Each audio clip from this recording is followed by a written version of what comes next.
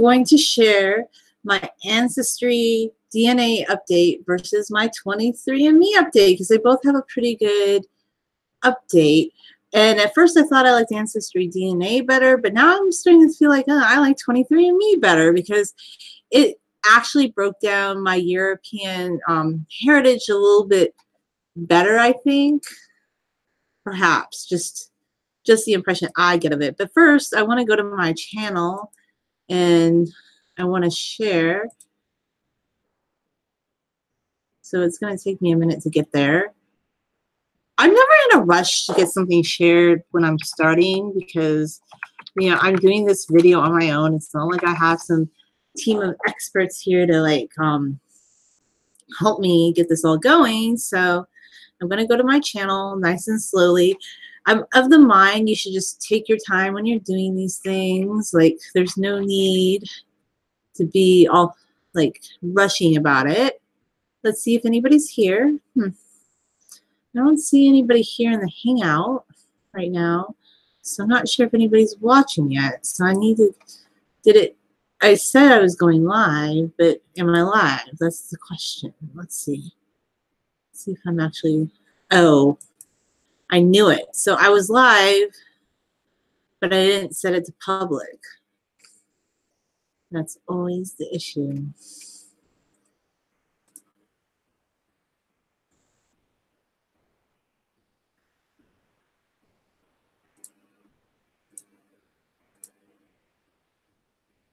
Okay.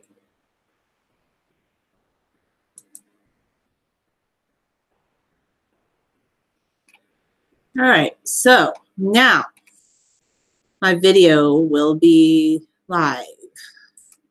Share it on my Facebook page. And I'm going to be discussing the Ancestry DNA update versus the 23andMe update.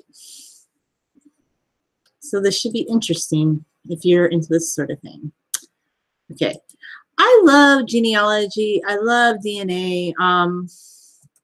It's something that I really started getting more interested in, I would say, in 2016. And like my own personal historical genealogical journey just became more relevant to me as, I guess it kind of coincided with a time period that I was becoming less political. Not that I'm not interested in politics. Like sometimes when I talk with I do like some of the libertarian stances. But in general, I'm just not fixated on like what's happening in the news right now because I was talking with a lady yesterday. She's like, oh my goodness, I just need a break from it. And it's like everything I hear, it's either praising one politician or hating on one politician. So like to me, I love history and I love to read about it. But rather than get swept up in this polarized dichotomy, I want to make meaning out of my life. Like, I don't watch TV really. Like, I watch some Netflix things. I watched Julie and Julia the other day, but I don't go out of my way to like watch every popular show on TV, to follow every news headline. I'm a little bit up on what's going on in the news, but much more out of the loop since I started working on my other hobbies more. And I'm going to share this on my blog because Ancestry DNA versus 23andMe had a pretty cool update. At first I thought, oh, I love Ancestry DNA's update. But now that I saw 23andMe's update, I kind of like it more. So I'm going to go into screen share. Let's see. So here. Going to go into screen share. It doesn't tell you who the viewers are. So here I am going into screen share. Ready? Let's go. Screen share. And then you have to click on this. All right. Oh, it took me out of there. It always says that every time. So DNA story. Here we go.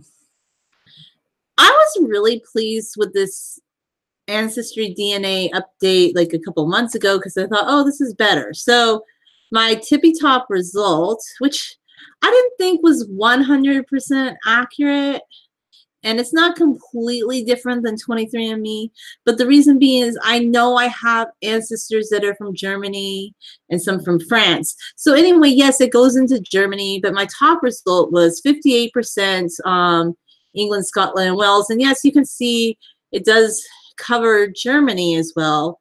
But looking at this, you would think it was just England. So then you go back. Next result, Middle East, 16%. People from Syria, Saudi Arabia, Jordan, Oman, Yemen, United Arab Emirates, Lebanon, Israel, Qatar, Bahrain, and Egypt. So anyway, when you go back to that, I belong to this one genealogical community. It's Syrian Lebanese. My grandpa always said he was a Syrian, born in the United States and American, but the way he thought of himself was Syrian. I actually had this lady recently, and I don't know where she thought that it was okay to tell me this, but she would say, well, you weren't really like part Syrian. And I'm like, my grandpa spoke Arabic. My last name is Hannah. You have no clue what you're talking about. I am 26% Syrian Lebanese. Well, maybe 25% technically, but you can inherit a bit more DNA from your dad than your mom. So this makes sense. So 16% Middle East, 10% Turkey and the Caucasus, but it's all from this genealogical community. The western coast of the Levant was home to a diverse community of mostly Arabic-speaking peoples, including members of various Christian and Muslim sects. Before the Ottoman Empire collapsed, this was around the time that my ancestors came to America. Immigrants from this area were typically called Syrians or Turks. More than 90% of Syrians who came to the United States between 1860 and 1914, my great-grandmother came in 1922 from Syria, were Christians. Although they initially stood out, you know, it just goes on about my great-grandparents assimilated pretty fast. Like it was kind of a rapid fire assimilation because my grandfather, he spoke English. He didn't speak English until kindergarten. He spoke Arabic. He went to school and he said kids threw rocks at him because he couldn't speak English. So, okay, like I just thought that was so strange, like for someone to tell me what my ethnicity was, that I wasn't part Syrian, even though I'm 26%. My last name's Hannah. Okay, so anyway, Ireland and Scotland, which I think is just part of the UK, really. I do have some like ancient ancestry that I can see from Scotland. That was more like the late 1600s. I'm not really seeing a lot of it, okay? So it's there, but I think it goes into the UK. In my case, I think it's just genealogical evidence from previous. So anyway, and then we go to the next one, which is 4% Sweden. And when my mom got her results the other day, she's 6% Sweden. On GED Match, we have some fourth cousins that live in Sweden. So I would say maybe 150 years ago, one of my third great grandparents may have been from Sweden. That is a possibility. It really looks like this, looking at this test and just seeing some of the people. Okay, so 3% Norway, same region. My speculation is this person was from Sweden, not Norway, just based on my mom's result. And on this test, I got 3% France, although when I look at my family tree and the research, a lot of people came from the French-German border region. And I do have some ancestors from France, but it's farther back in time. I think they're more German than French, but that's just my speculation. Although 23andMe is telling me I have a very possibly French background, which is interesting. My family tree says it's more German, but you know, it could, maybe they're right. The Baltic states, I don't have personally any evidence of anybody that's from the Baltic. However, I do speculate this could be because it flows into Sweden, that I have some Scandinavian ancestry a little bit closer back in time than I thought. So I'm going to keep sharing, but I just want to go back to the screen and see. Okay. All right. So now let me do the 23andMe comparison. I'm going to go back into screen share.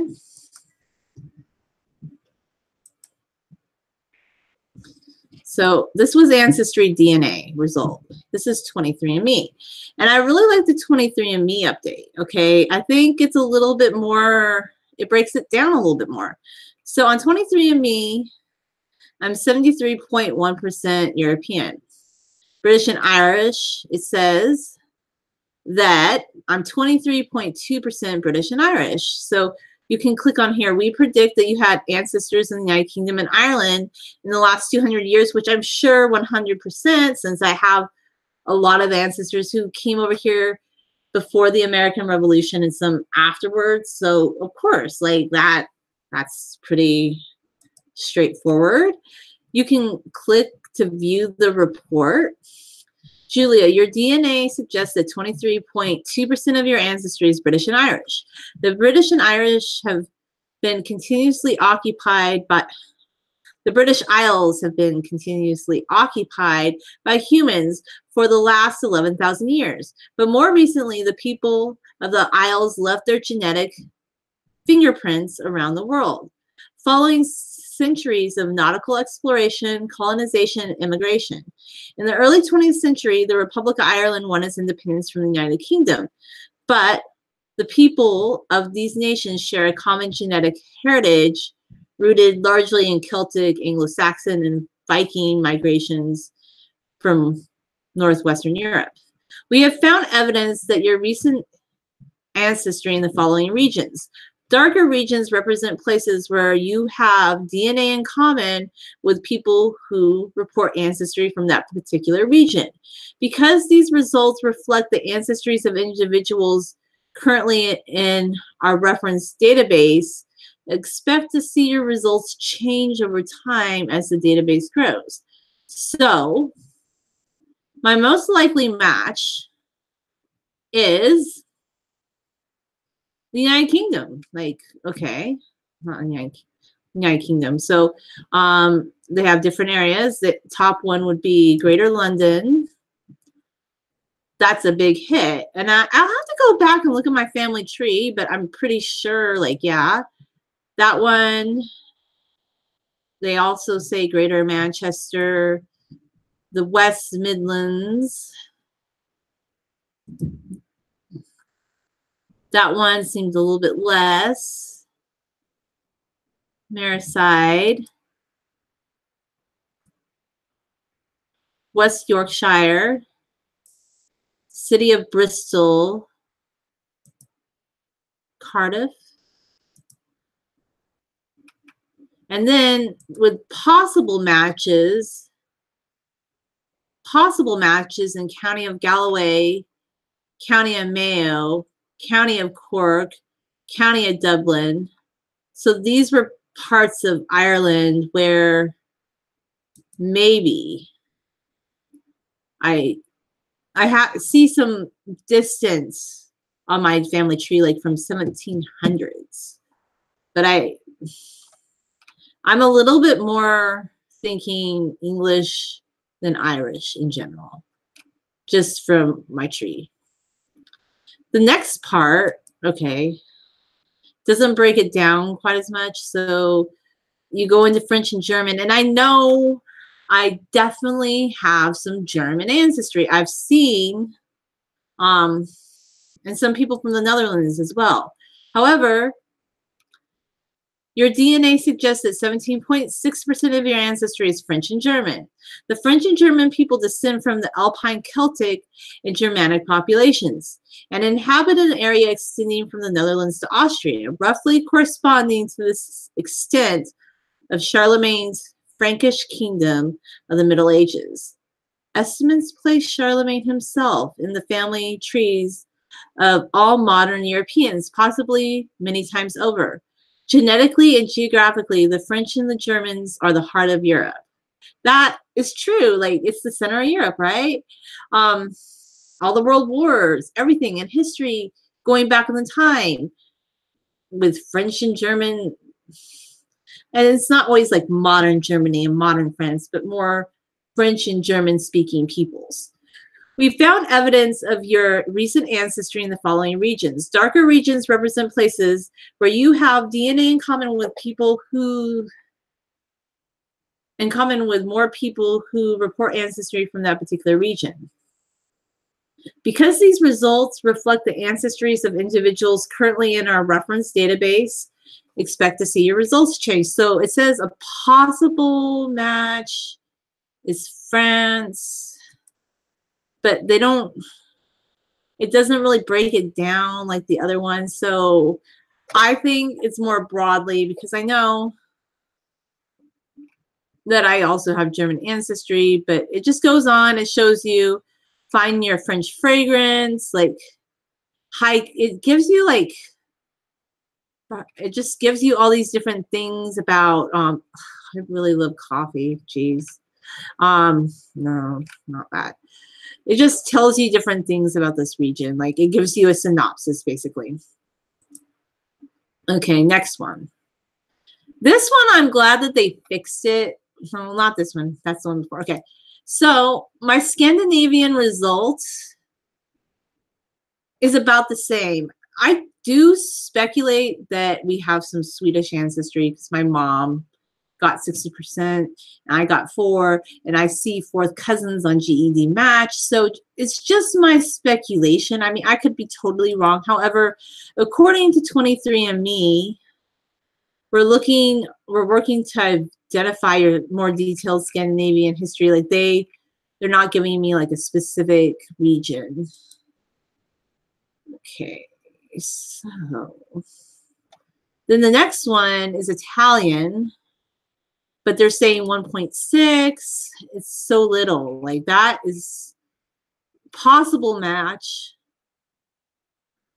which is interesting. Like looking at my family tree, I don't have anybody from any of these regions. Like to me, like that could just be common DNA with Europeans. I don't have any evidence of any kind to substantiate that there's any Italian in my ancestry, but that is just from what I know of looking and working on my family tree several hundred years back to the best of my ability. I don't see that. And then we still have these other broad categories like 19% Northwestern European, 1% broadly European, broadly Southern European. My uncle got some like Spain, but I didn't get any Spain or Portugal on either Ancestry or 23andMe. And then just broadly European. And then we're to our next result. Western Asian and North African, 26%. Western Asian, 23.4%. Okay. From the Caucasus of Iran, Western Asia is an important crossroads in human migration out of Africa, and the genetics of the region reflect that role. We predict you had ancestors in Lebanon and Syria within the last 200 years. I know that. I know that. My last name is Hannah. I know that. Like, it's not. Domestication of grains and livestock emerged 11,000 years ago in Western Asia, sparkling the agricultural revolution that spread to parts of Europe, Africa, and the rest of Asia. From the Caucasus and Iran, Western Asia is an important crossroads in human migration out of Africa, and the genetics of this region reflect that role.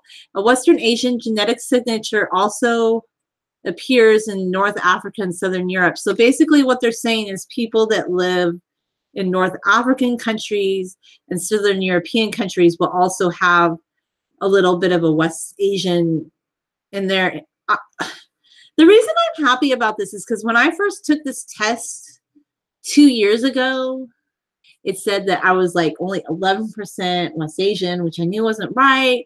I knew I had to be at least 25%. Now it's saying 26. So it's a little bit more. Okay. This is interesting though. We found evidence of recent ancestry in following darker regions that represent places where you have DNA in common with more people who report ancestry from that particular region. Because these results reflect the ancestries of individuals currently in our reference database, expect to see your results change over time as the database grows. Likely match. Okay, here we go. Zooming on in. This to me is validation, because that little village on Shara, it's on the border with like eastern Lebanon. That to me, so this one, Baka government, I probably don't say it right, but right here, it also said like it's showing a lot of DNA from this area, but I'm guessing like a lot of people move back and forth. But I know, okay, this one right here, that's a given to me. Now this one was Syria. It's saying Homs and Aleppo. But I don't know, because just what I know from my recent family tree, it's on Al-Shara. I cannot say these names right, on the border with Lebanon. I haven't seen Aleppo, but it is interesting. Look at that. I mean, thank you for the validation. I'm just so much happier. I'm going to stop sharing now. Back to this. Okay. So everybody left. I guess it wasn't that exciting. Yeah. I feel so much better with these updates, because I'm like, okay, they finally reflect what I know about my known ancestry, and they're getting it right this time, instead of saying like I'm 10% Italian, which it kept saying that I was Italian, and I'm not Italian. So I'm glad it's finally reflecting what I know. So I guess, like, not that it matters like 100% deeply, but what I do know about my ancestry is I'm about 73% European and about 26% West Asian, Lebanese, Syrian. A little bit, yes, I know, like people, like my more recent cousins, they identify more Syrian, but I think it's more of a Lebanese signature because it's so close to the border, but it's really the same peoples. But I think if you look at the result with the people taking the test, if somebody that was born in Syria were to take that test, I'm guessing if both of their parents were born on Al-Shara, I'm guessing they would have a very high Lebanese leaning. And I get a lot of close cousins in Lebanon. Like that was, okay, I wanted to go back into the screen share. Because when I go, like you can see who your cousins are, like on 23andMe, and it's giving you cousins with a DNA map. And then it pops up and you can see, well, there was one where you could see where the cousins were living.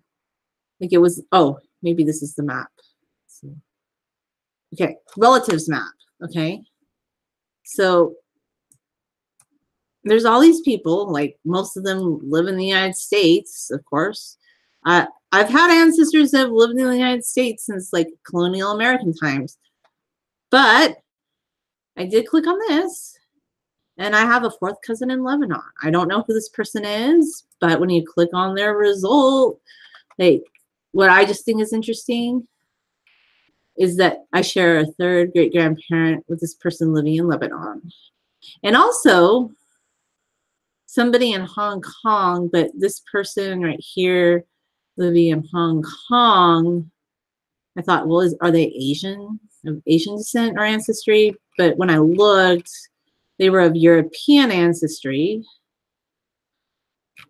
And their most common relatives are on my dad's side of the family. So it's just somebody who lives in Hong Kong, it looks like. Okay, so with the Ancestry DNA thing, I guess you just have to decide, is this worth your time and money? Do you want to spend money on this? Is this something that you think is valid? I definitely do think these tests are valid because they can help you build your family tree. Like if you're serious and you want to know more about genealogy, you can. The reason I still think in some ways I like Ancestry DNA more than 23andMe is you can use results that you get from your Ancestry DNA test to like work on your family tree. It'll give you family tree clues. If you were adopted, these tests are so powerful because it will tell you who you're related to. I shared some videos this morning on my Facebook wall about, like, should you be open to talking to people that you're related to that you do not know on the tree? If you're going to take these tests, I think you should be. Even if you don't take these tests, you still should be, because there was this story. I watched a BuzzFeed video. It was about this woman. She decided she's going to take the 23andMe test, and when her mom found out, she said, oh, we better tell her that her father was a sperm donor, because she didn't want her to be surprised.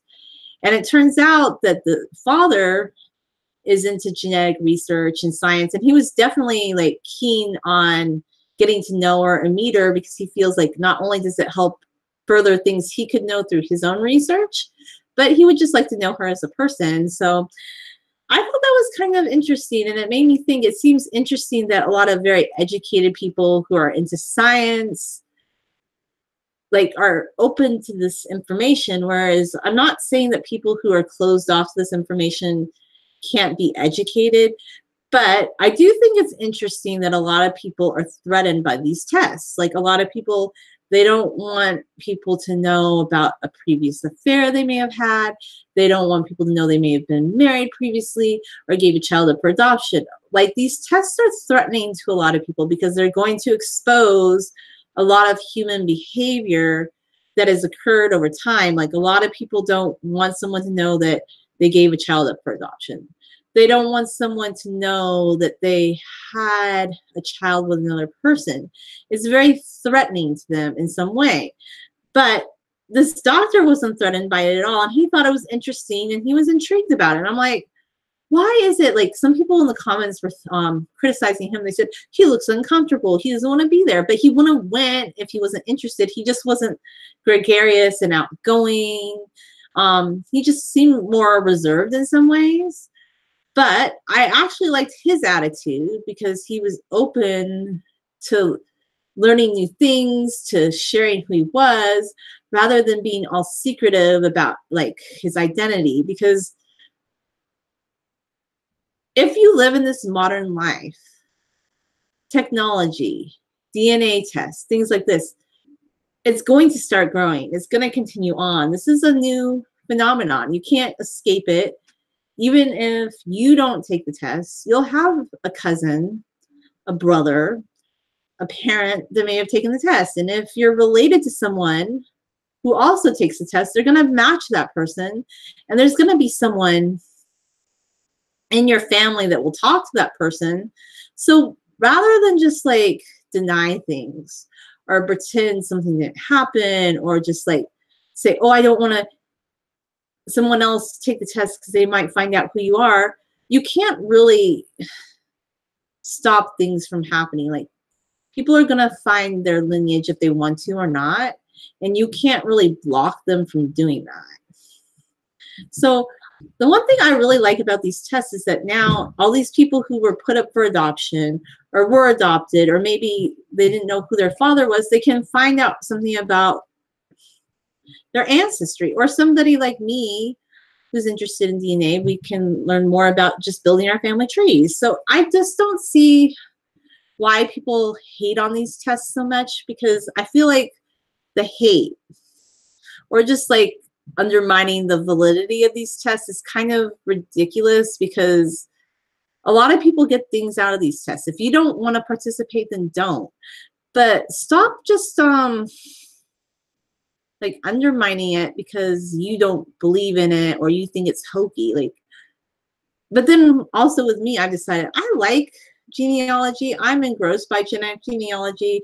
If I was ever offered another free test, like a more updated one, because of my channel or my blog, I would jump at the opportunity of doing it.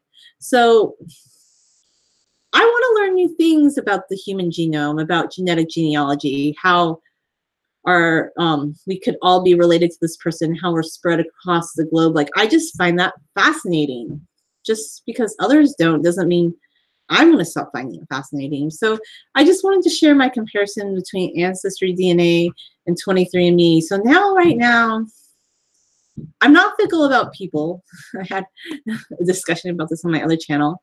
I hate people that are fickle about people, but sometimes I feel fickle about different products right now. I'm kind of more team 23andMe on, it seems like maybe some of their updates are showing like genetic backgrounds a little bit better than Ancestry DNA. Although I do think Ancestry DNA has vastly improved.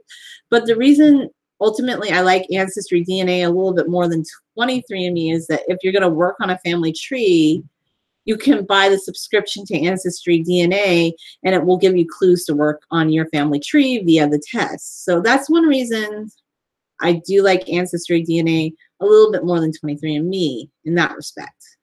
Now, if you just want to know like a really precise genetic makeup of your ancestry, 23andMe's new reading might be better. So it depends on you. I guess you just have to weigh it for yourself. Are you taking the DNA test because you want to work on your family tree? Or are you taking the DNA test just because you want to find out more about your genetic ancestry? Some people don't care. Like, a lot of people are like, I don't care about any of it. So good. These tests aren't for you. Like, just go do your own little thing.